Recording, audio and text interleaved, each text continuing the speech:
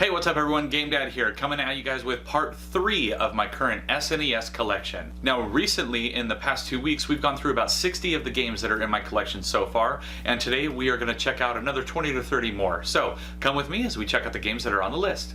Up first for this video is Mario Paint, released by Nintendo in 1992, and other than being a program or game that uses the pretty cool Super Nintendo mouse to do artwork and stuff, it's actually a really cool music making program as well. And if you go online and just search for Mario Paint music, you're going to find a lot of amazing things that people have been able to create using this. Up next is Mario's Early Years, Fun with Letters, released by the software Toolworks in 1994, and this is one of those kind of third-party, kind of offshoot games where Nintendo let another company use one of their IPs to create something new. It is a learning and educational game, and honestly, I don't think that it's that great, but it's also not geared towards me as a demographic, but it does seem pretty simplistic even for its target demo. Now, here we have Mario's Time Machine, released by the software Toolworks in 1993, and although this game looks better than the previous one in this video, its gameplay, in my mind, is actually worse. It had a really cool concept about taking you throughout, like, time and the world and everything, but I just don't think that it was executed very well, and the game actually happens to be pretty darn boring. Up next, we have MechWarrior 3050, released by Tiburon Entertainment in 1995, and unfortunately, I was having a lot of trouble getting consistent footage from this game. It kept kind of glitching out on me. I'm not sure if I just need to reflow the solder on it to get it to work a little better, but even after a lot of cleaning, I still couldn't get the game to play very well. But overall, it is a pretty fun game. It's nothing crazy, but it's okay. Up next is Mega Man X, released by Capcom in 1994, and although the label on this cartridge is absolutely ugly, I have since done a label upgrade and gotten a new copy of the game. The game itself is fantastic. It is gorgeous compared to original Mega Man games. And I mean, don't get me wrong, those games were still awesome, but this just took it to a whole new level, and it added so many new mechanics that just kept this franchise alive for many years to come. Up next is Mega Man X2, released by Capcom in 1995, and in my opinion, this one is better than Mega Man X in a lot of ways, mechanics-wise, bugs-wise, and graphics. I mean, it's pretty much the same thing. They did polish things up and redo some colors and stuff like that here and there, but overall, I think the levels in this one are far superior, and I just had a lot more fun playing this game. Up next is Mortal Kombat Falcon's Revenge, released by Intelligent Systems in 1993, and this one is actually a Super Scope game. So the Super Scope was the Zapper, but for the Super Nintendo, so it is a light gun game, and it's actually a lot of fun. I did find this to be a lot more fun than, say, Super Scope 6, the game that came with that actual accessory.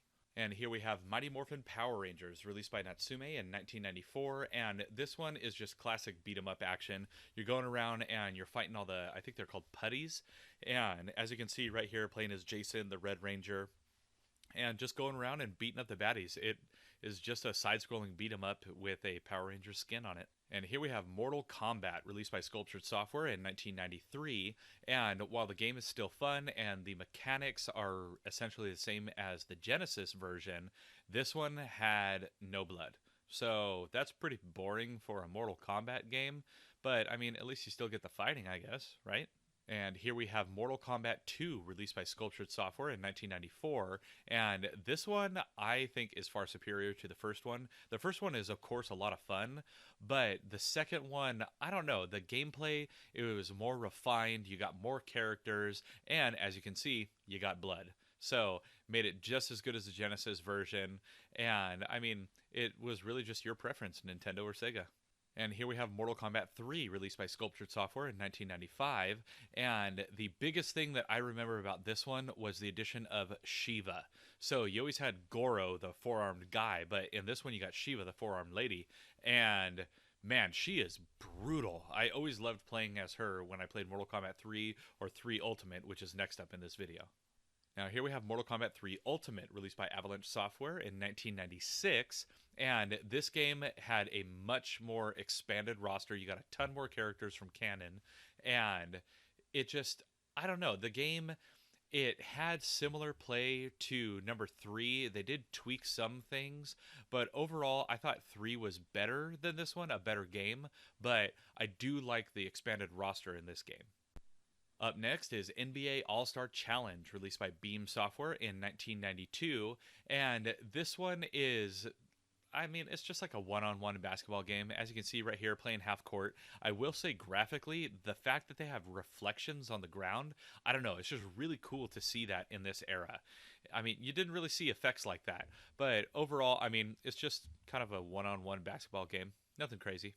Up next is NBA Jam Tournament Edition, released by Iguana Entertainment in 1995, and this will always be my favorite sports game, or favorite sports franchise for video games.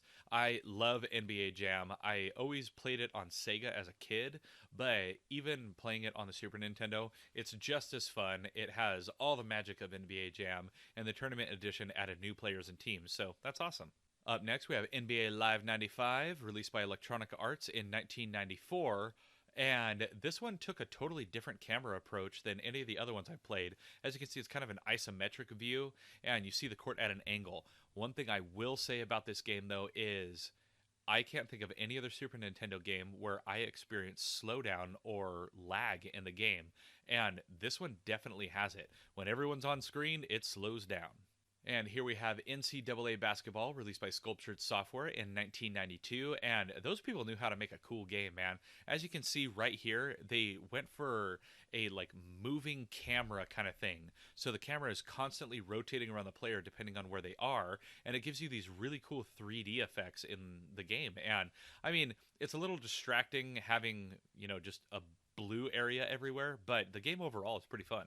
Up next is NHL Stanley Cup, released by Sculptured Software in 1993. And this game, as you can see, they just took the last one, kind of reskinned it, gave it some new mechanics, and then added backgrounds. I will say I do like the added backgrounds. It makes you feel like you're not kind of just floating in space. But overall, I mean, it's just a fun 16-bit quasi 3D hockey game. And here we have On the Ball, released by Taito in 1992. And this game is pretty fun because it kind of reminds me of the Sonic bonus levels. So you're just rotating the screen around, and the arrows are showing you where the ball needs to go next. And you got to make sure that the ball isn't like slamming into stuff so you don't break it or anything like that. But overall, I mean, it's kind of a weird semi 3D kind of puzzling game. And I mean, it's fun. I like it. Up next is Out of This World, released by Delphine Software International in 1992, and this is another one of those games kind of like Flashback. So it's very pixel detailed and pixel dense. As you can see, everything is animated down to the very pixel. And then you get these cool little cutscenes when things happen, and as you can see, some weird leech with a spike killed me. So, I mean, the game is kind of fun. It's just kind of weird, too. Up next, we have Pac-Man 2, The New Adventures, released by Namco in 1994, and this is definitely a new adventure. It takes Pac-Man and completely removes the Pac-Man out of it. I mean, you got the character right there, and he kind of moves on his own, and you're just kind of using a slingshot to interact with the environment and make different things happen for him. So, I mean, it's okay. It's nothing great, but, I mean, it's a little fun. Up next is Pilotwings, released by Nintendo in 1991, and this game is phenomenal. It's another one of those ones that gives you all these cool 3D effects in the 16-bit era, but this game, I don't know, man. It's just, it was very unique, and I think it was very ahead of its time, and they did make more in the franchise because of its obvious popularity, but the game is just awesome. I really enjoy playing it. Up next is Pitfall, the Mayan adventure, released by Redline Games in 1994. And from what I could tell in playing it, I think you're kind of playing as the original Pitfall guy. I think his name was Harry. I think you're playing as his son. And obviously, it is way more advanced than Atari 2600 days, as you can see by the graphics and it actually, you know, having graphics. And it's pretty fun. It's kind of fast paced. Up next is Populous, released by Bullfrog Productions in 1991, and this game seems like the kind of game that you would have lost a lot of time playing when you were a kid. it took me a while to figure out what to even do in this, but I do like the premise where you're kind of moving the map around that's in that upper left corner, and then it creates this 3D space for you to view. I don't know, it's kind of like a Sim City kind of thing, I guess. Up next, we got Porky Pig's Haunted Holiday, released by Phoenix Interactive Entertainment in 1995, and this game is actually really fun. I don't know why they haven't made, or maybe I just haven't seen, other Porky Pig games. This is the only one I can think of, but it's really fun. It's very graphically easy on the eyes. The coloring is awesome. Gameplay is on point. I mean, the game is great. I really enjoyed playing it. And last up for this video is Power Moves, released by Kaneko in 1993. And this is like the poor man's Street Fighter. I mean, I guess this dude right here is supposed to be like a Ryu or like a Bruce Lee kind of guy. I don't know. The game is okay. It plays better than you would expect for a kind of knockoff fighting game. But overall, I mean, it's all right. I'd rather play Street Fighter or Mortal Kombat, though.